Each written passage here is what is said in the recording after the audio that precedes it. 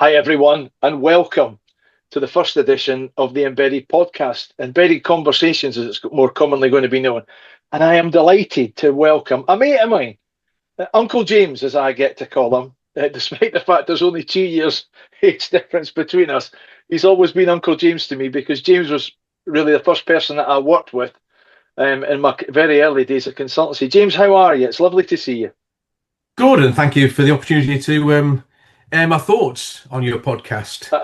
Is this the first? This is the first, is it? This is the first. You are going to be the Very honoured, very honoured. first edition of it, and it really stems from, apart from the fact that we've been really good mates, the thing that I have always admired about you is you are an absolute heavyweight when it comes to primary care, health system reform, not just in England, but literally global health policy. You know, I look at you and you've dedicated the best part of 4 decades to general practice, to medical education, to healthcare leadership and transformation. You led a very successful award-winning general practice. And I know you've got a whole raft of different roles that we'll get you to talk about as you talk to me today. But what I really wanted to emphasize for people that don't know James is that James's work and his impact goes far beyond everyday work of a general practitioner. He was the chief architect of what became the national rollout of primary care networks through your early work, James, in the primary care home. And you really do continue to drive change through initiatives. Right now, you're working with health inequalities, community-based care, and digital innovation. So I'm going to look at all of these things with James today. But James, give people that don't know you a quick introduction, a tour de force of you and your career, please.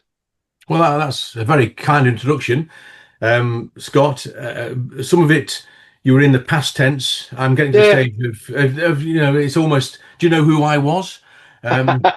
Because I've stepped down from clinical practice almost 5 years ago now, but still have a range of roles. Like you said, I'm a clinical professor in the School of Medicine at the University of Lancashire. So some undergraduate teaching and postgraduate research.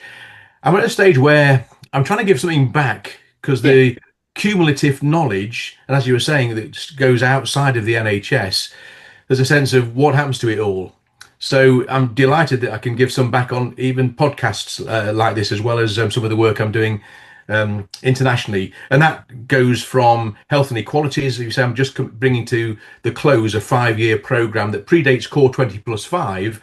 In fact, has informed a lot of the Core 20 plus 5 developments in looking at what the NHS particularly can do about health inequalities when we talk about the wider determinants.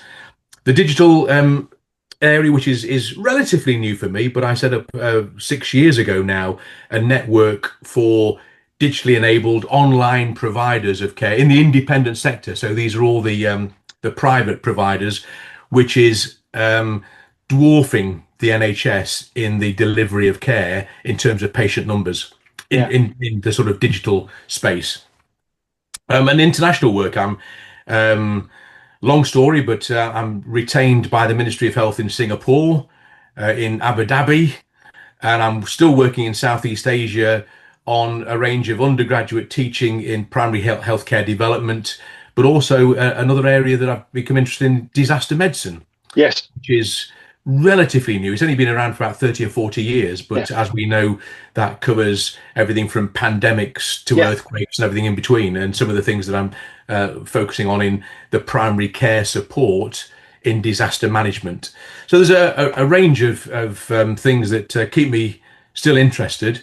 And still I may be doing some work, as I was just saying offline, with the development of neighbourhoods. We know we've now got the National Neighbourhood Health Improvement Programme, but that's only for the 43, in inverted commas, successful sites. There's others, far greater number, who want to develop neighbourhoods and don't want to lose momentum. So I've been asked by one region if I would help with those who applied but weren't in this first cohort. So maybe doing that next year as well as a focus in the NHS.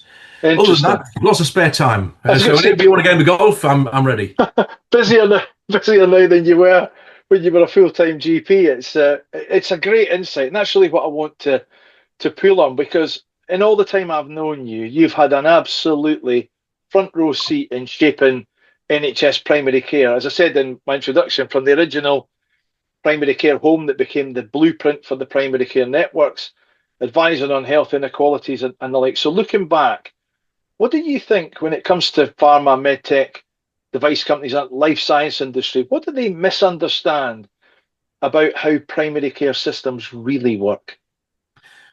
We're probably not getting into semantics, but the first thing about primary care, as a level in the system in the NHS, it's for provider services. Yeah, And we often use primary care synonymous with general practice. General yeah, practice is one of the four one primary bit. care providers. And then we conflate primary care with primary health care, which is a sort of more philosophy and a delivery of care. And when we're talking about neighbourhood delivery, it's primary health care, not primary care contractors. So that's the first thing. And I think the other misconception, and I'm going to talk in a generalist, hopefully a view from the bridge, Uh-huh. because there's always that old line is if you ask 100 GPs their opinion, you'll get 101 opinions. So I'm trying to give an evidence base behind what I'm Yeah, saying. But I think there's the misconception about the scalability of general practice, and it's being a linear system, when in reality, of the 7,000 or so practices now that are still surviving, it's complex, it's adaptive, and they're often place-based ecosystems, i.e., yeah, the other one tongue-in-cheek one-liner is once you've seen one general practice in the UK, you've seen one general practice because of its variety. And the other thing that is misunderstood by the public is the GP contract, which still the majority of general practices, yeah. is based on a self-employed Mm, independent contractor basis. So general practice is a for-profit organization. yeah, yeah, And whilst the income levels are capped through the contract, the profitability and where general practice fails is in the management of its overheads, its estate, its workforce, its mm, utilities. So your profit is entirely dependent on your expenses.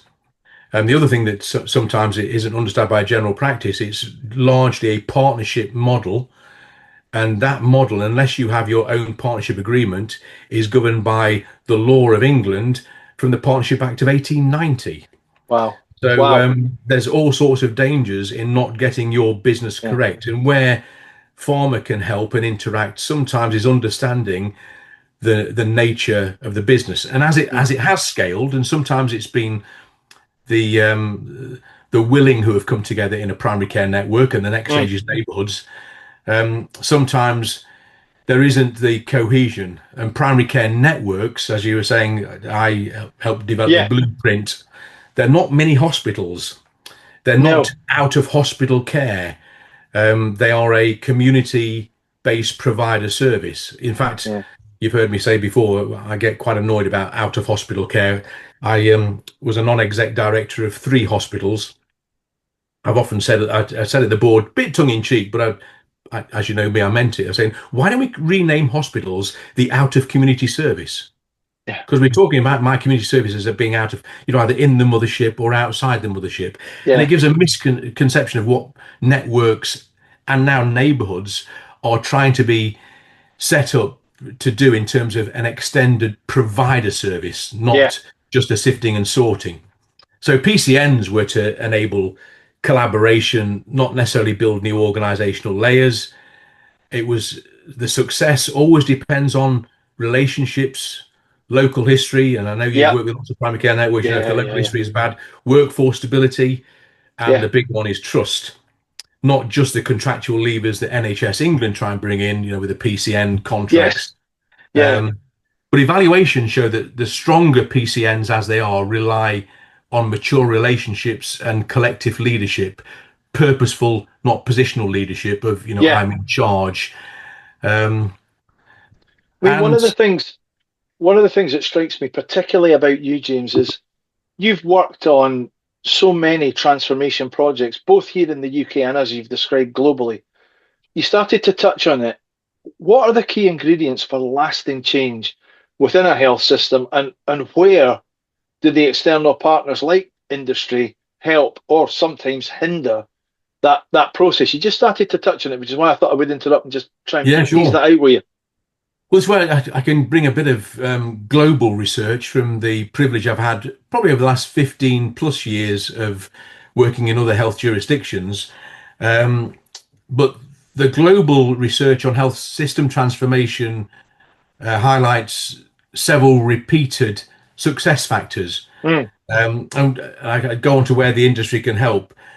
Some of it is well articulated, but not thoroughly understood or delivered. So the success factors: shared vision and co-design. We often talk about co-creation, but major reviews of health transformation show that most solutions that are sustainable are co-developed yes, with clinicians and the public and patients. So neighbourhoods are going to be dependent on a deep understanding of the need of local populations and how you totally. engage them, Yeah.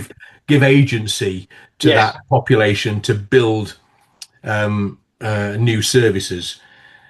With the left shift of the 10-year plan, strong digital and organizational capability, where we've often talked managerially enabled, clinically led services, but you need both. And digital capacity at community health worker level strongly drives effective implementation. So where there's digital immaturity, you do find some of these new designs struggling. Clear governance and disciplined delivery, Yeah, yeah, as opposed to a scattergun approach that sometimes is driven by transactional or loose yeah. contractual arrangements which just direct you in certain areas. So the systematic reviews commonly identify the critical success factors. I've said already: purposeful, not Mm. positional leadership, where the leaders get involved and demonstrate how to do it, not tell people how to do it. And then improving skills at the workforce level and recognizing team-based development. And then the final thing we always make a mistake in when we're creating new service delivery model like neighborhoods Yeah. is we don't measure from the start. Ah, We do yes. it as an afterthought. So NHS industry partnership guidance that this is foundational. If there's going to be a partnership with industry, when you're putting something in place, get the metrics. You're going to have metrics that we always say metrics that match to patients, but you've got to have metrics that match to the service as well, and start Completely. measuring from day Yeah. one. So I think just to round off on that, the industry can help by there's definitely the technical capability, data Yes. science, analytics, Yep. AI engineering, and AI as a facilitator, not as a replacement. Yeah. There's always about the de-risking early changes by some flexible funding in new innovations, and then the support for improvement capability and the capacity to deliver change management, which we loosely talk about, but the structured approach to change management. Yeah, it's one of the things I took from you in my very early days of getting to know you was that point that you've just made about measuring right from the word go. And it's one of the things that I've carried with me through all my work with the NHS. So often I'll be asked, and what's the measurable benefit of this or that or the next thing? And I can instantly go and get it because we've been measuring from day one. So I can tell how many referrals were avoided, how many patients were diagnosed and managed totally in general practice without onward referral, how many did we ultimately have to refer on because the condition was more complex than general practice could be expected to deliver. So we're looking at the measurable benefit all the time.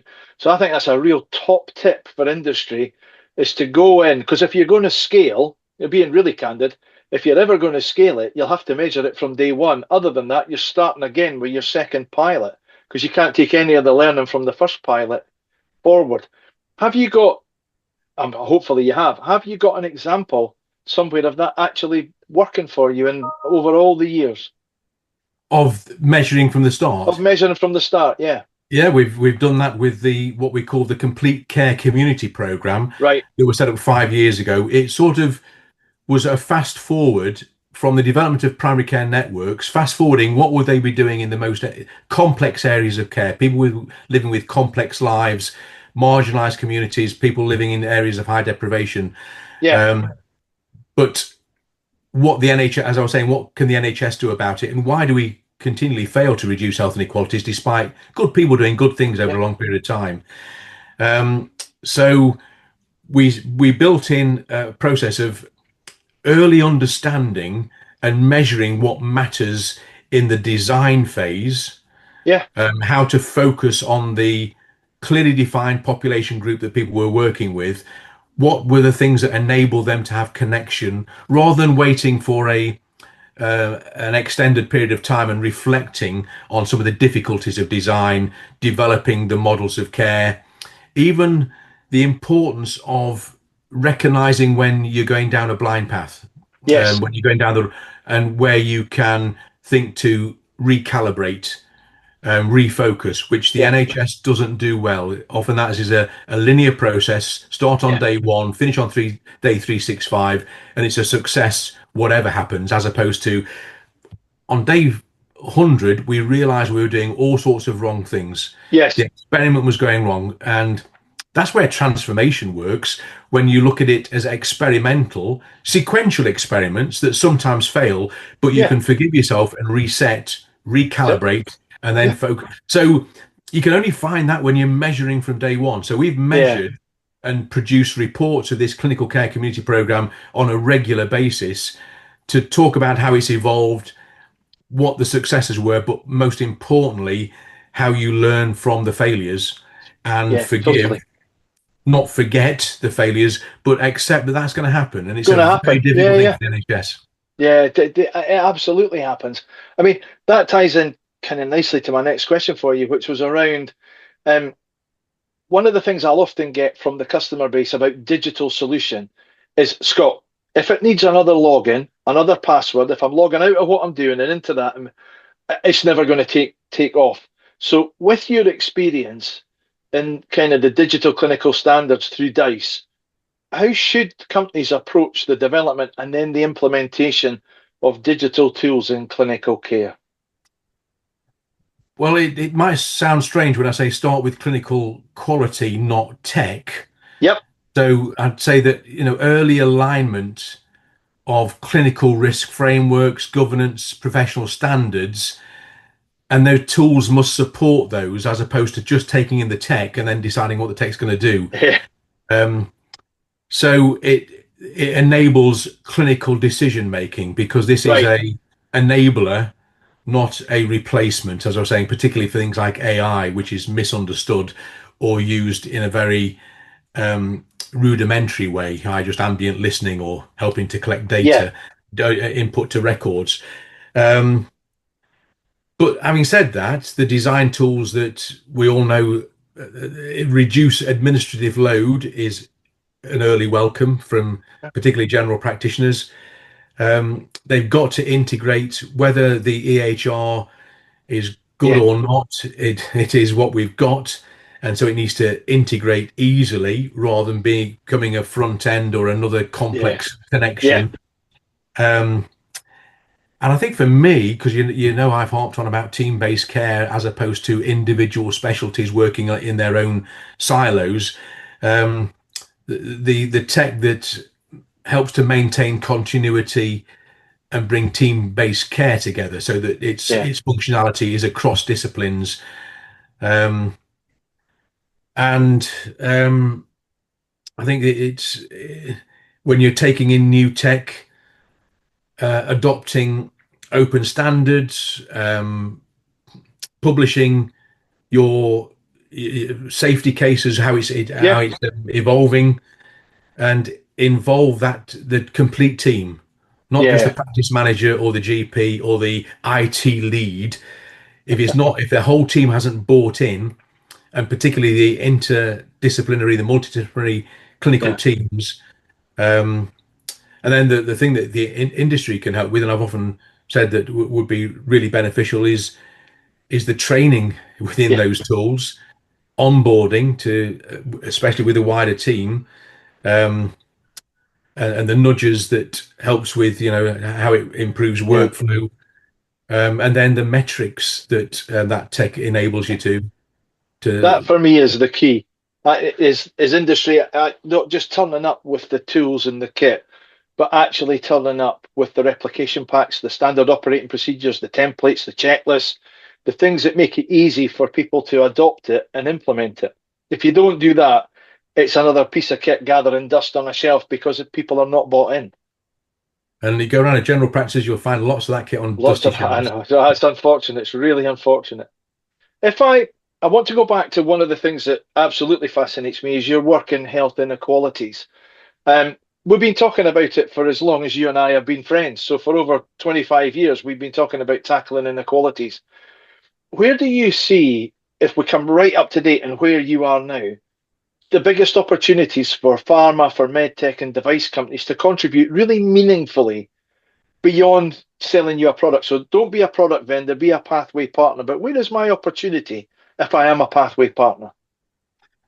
Yeah, and it's interesting that I've seen the pharma industry and some of the recent research shows the growing engagement from the industry for Yeah, about the last 6 or 7 years or so. Um, and also recognizing that meaningful impact doesn't come from product alone. And I think you've no, already mentioned yeah, that. So the things that really matter in health inequalities is identifying the population group. It's a horrible word, but the segment that you're yes, going to work with, because you can't just reduce health inequalities across yeah, a population. You've got to start with groups that are debilitated or challenged by the yeah, same issues. So risk stratifying a hmm, population for and screening that, um, helping with outreach programs, and particularly where there's education required, and that's got to be culturally tailored. People yes, don't have yeah, yeah, English as their first language, and often they are in underserved populations. Um, Establishing the evidence of what you're doing, because I've often asked from a long time ago, the industry, um, looking at where there's any established evidence, trials into disparities, or even if you're going to do some research, even if it's real world evidence, yeah, how the industry can help deliver that. Probably talking about research, there's also the issues that I know is well articulated, but how research starts to embed and recruit from underserved communities, because yeah, sometimes yeah. it's difficult enough to recruit. I appreciate, but finding new research sites. Um, It's a really good point, James, because one of the things I often highlight is that we might all think we know what the pathways look like and the access points and the touch points, but actually the patients are the only people that walk through, metaphorically, walk through the pathways. So they're the ones that really experience the care and see where the bottlenecks and the backlogs and the workarounds and the handoffs are. We might have a sense of where they are, but I think it's a really great point that you've made there, that getting that patient insight, particularly from groups that are underserved, is so important and underplayed often. yeah, and I think there's lots of other things that the industry can do where there's a real need. Workforce training in this Yeah, area. We don't do, certainly in undergraduate teaching, much in health inequalities. Patient education, co-produced sort of patient education, um, self-management tools, things that are coming that are really important now around social prescribing and yes, enablers, digital inclusion, etc. All of these areas that the industry can support. Um, and in the practical, what the NHS is doing, new diagnostic hubs where the yes, industry can play a part in those. And then the thing that I found probably consistently, even with enthused primary care networks in our complete care community program, is the ability to do the analytics of population health and then its yeah, management. They've really struggled to identify a cohort of people, analyze their debility, which sometimes isn't available in public health information. yeah, And of course, public health is only a subset of population health.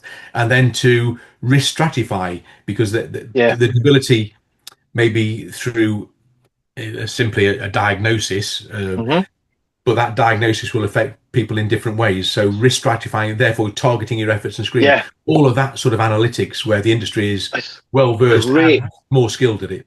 That's great advice because I'm grinning listening to you because this time last year, I interviewed 10 of my NHS customers from an industry perspective about why they do and don't work with industry, what they like and don't like. And one of the questions I had was around exactly what you've talked about, the budget impact models, the data, the tools, the analytics, and whether there was any value on that.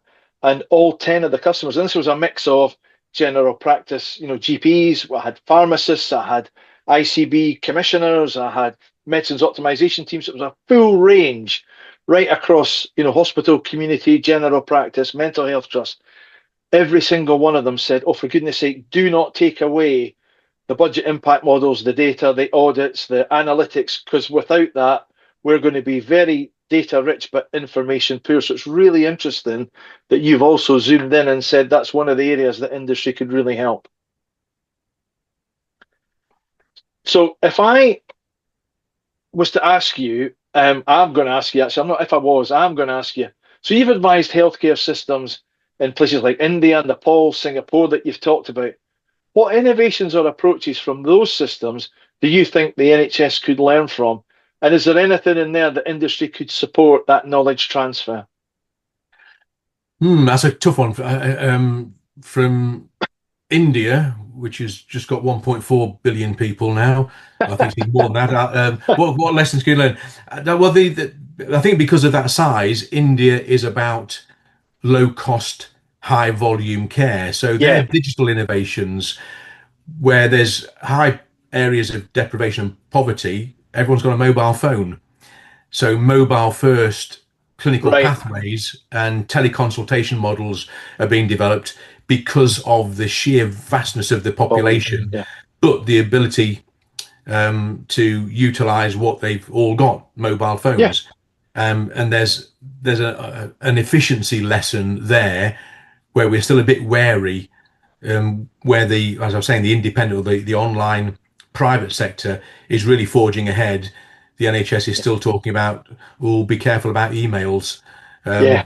um, or having only certain times where patches works, or you can mobile phone. So I think the high volume of digital innovations that they're doing, and possibly where we talk about Brazil in the community health worker, Hmm. in India, there's they call it task shifting, because Right, again the demand on the service by a rapidly ever increasing population is the community health worker networks that right. they're developing as well, and it seems to be a global trend towards not less skilled but a different type of community interaction with people who Yeah, need care, advice, but don't yeah. need a clinician per se. So well led and well trained community based Okay. workforce models. So that's India in a nutshell. I'd say that probably from the volume. Nepal, that where I've done more of disaster Yes. medicine, but they're looking because of the terrain. Um, there's the rural Hmm. health outreach, and where there's low resources in some of these rural areas. But it's showing how decentralized community embedded services could work. Now, that's Yeah, because of its terrain. But if we're trying to decentralize from hospitals and have more community based yeah. services in neighborhoods, and they're effective without thinking about infrastructure. Already the Yes. NHS Yeah, is, and we're going to build so many neighbourhood centres. yeah. They've demonstrated with minimal infrastructure, with the extreme contextual constraints, they can still Yes. deliver team-based care in communities. And I think there's something to learn from there about where there's a need because of the Massively. terrain. You might be able to do it without saying, well, we've got to build the box first and Yeah. then put the tech in and then we'll worry about the delivery. I think you and Um, I might argue that we've got 6,000 neighbourhood health centres already. They're called general practice. Why we need to build another 250 is yeah. beyond me. But let's not go there because we could have a whole other podcast just on that topic.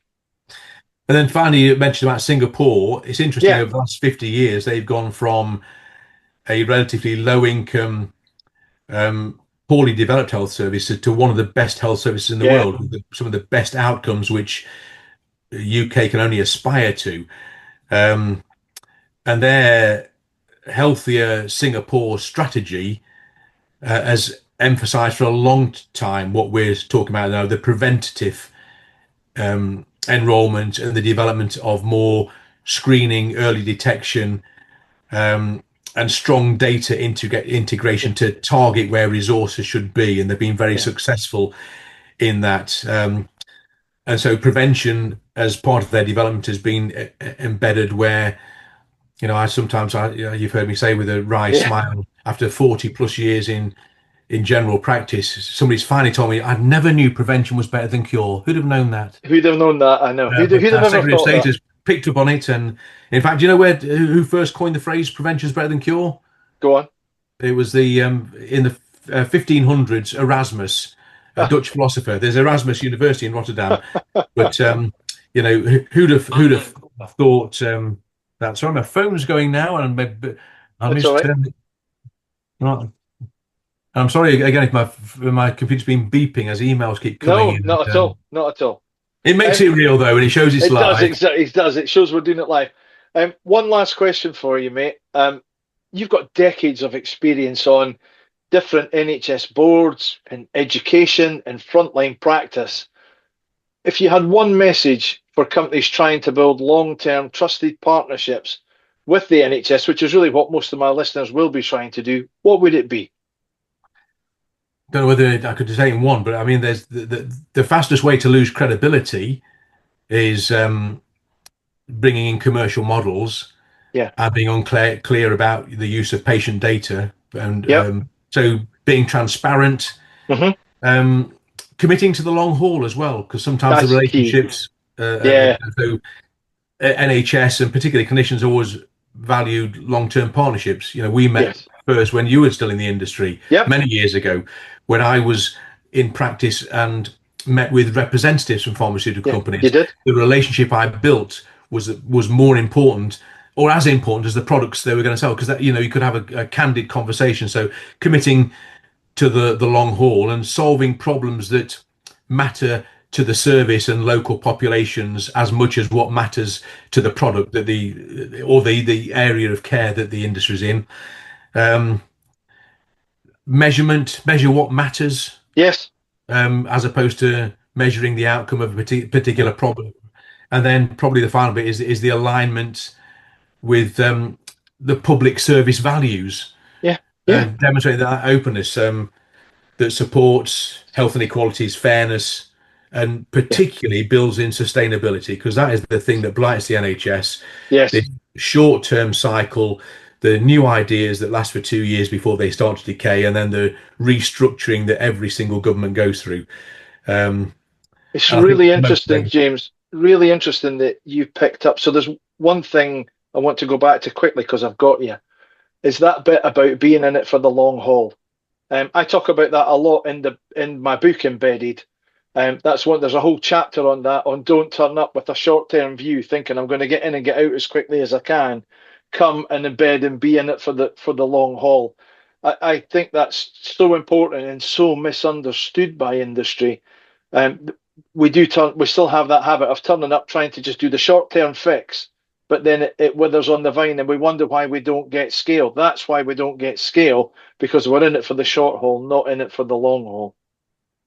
no, I agree. And the NHS, or should I say the general practice, the contractor to the NHS, values Yeah. partners who stay through implementation, iteration of the Yep. project, right the way through to evaluation, or even though Yeah. evaluation starting at the start. Yes. Um, Not those who sort of disappear post procurement, Yeah. or rapidly change that. So, and even the continuity of relationships, the relational Yes. development, and that commitment um, does probably more for the industry's name and brand than the Yeah. product being sold as an It's a individual item. top tip, mate. I could go on. I think what we'll do is we'll have you back. We'll have you back for another conversation. We've I've got a scratched the feeling. surface. Exactly. I've got a feeling that this is a conversation I'll be coming back to because I think you will have generated a lot of questions. And if I do get some, I'll come back to you and we'll maybe do a second little bit to answer some of those questions. But Very In the happy to. meantime, James, I'm really grateful to you for your time, mate. Thank you very much for coming along and Been a pleasure. having a Thanks for the chat. invitation. See you soon. Thank you. We'll see you soon. Cheers, mate.